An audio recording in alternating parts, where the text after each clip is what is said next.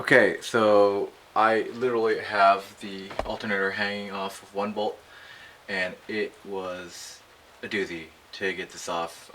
It looks still on because I have not finished taking it off yet, but I've got it almost done. Um, I wanted to show you guys the tool I actually had to use and kind of conjure.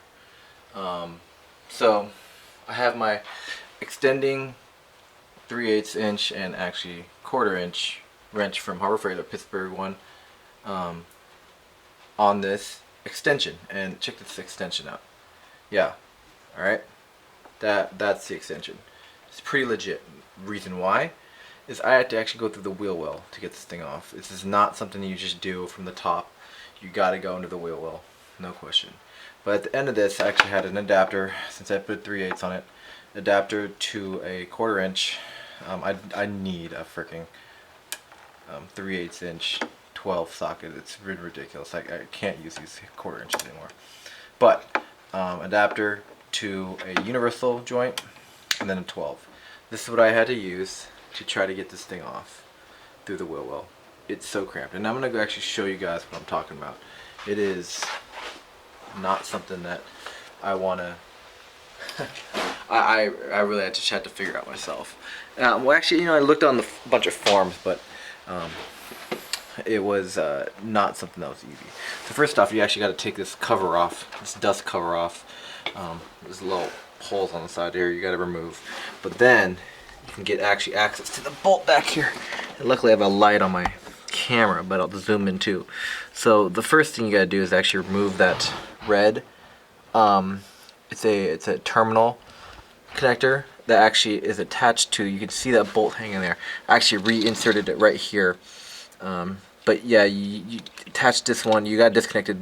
The worst part is actually getting this damn cover out of the way. That is a bitch. It is just so hard to work with around that. But use the same thing. It's a 12 as well.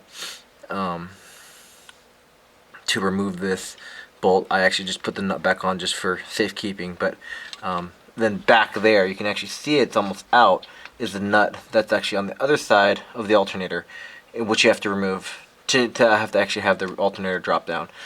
So use the setup that I had shown you, because that'll make your life a lot easier. I was trying everything from just open-ended wrenches to whatever. Nothing was working.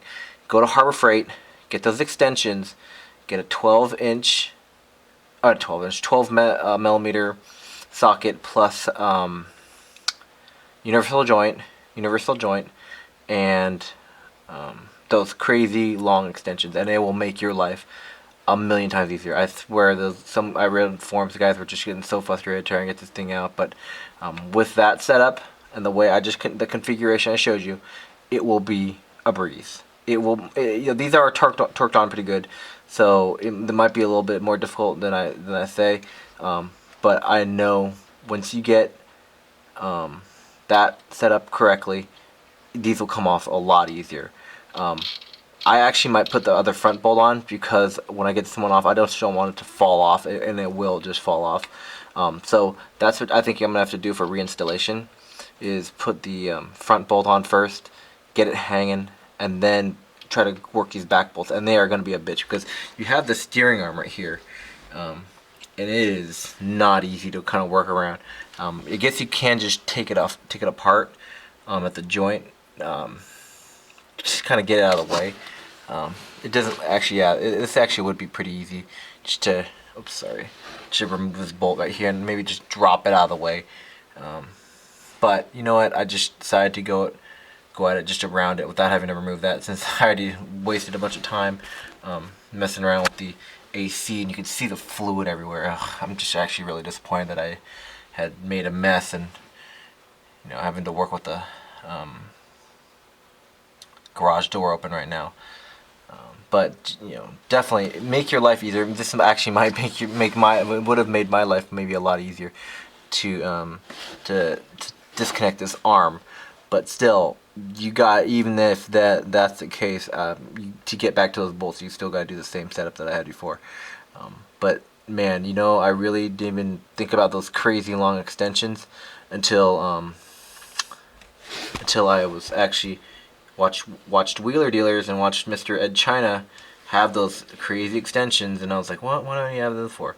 Well, I learned my lesson real quick, because when you get bolts like this way underneath the steering arm, or friggin' over the suspension arms and stuff, and you just, these crazy bolts, just get that off. I can't believe it. You need something like that. You're just not gonna be able to take it off. Period. Yeah. So my plan is actually with this alternator is not use it anymore, since I'm gonna be trying to use this alternator to power other accessories, winch, and probably some lights. I'm actually gonna look at an aftermarket one, because why put this one back on if I have to take it off again when I want to upgrade? So I'm gonna actually, that's probably might be my first purchase, just because I know that I am not using this one again. But yeah, I'll go ahead and show you guys the new one that I put on when I get it. Okay, that was a doozy. I got the power steering. Sorry, power steering pump. Not power steering pump is still on the vehicle, but I got the air conditioner unbolted off, and air conditioning fluid, or the Freon or whatever, everywhere. Lovely. But now I'm getting the alternator off, and that's huge wins today. Huge wins. I do still have the power steering pump. Do a little more research on how to get that removed. Should hopefully just be like this.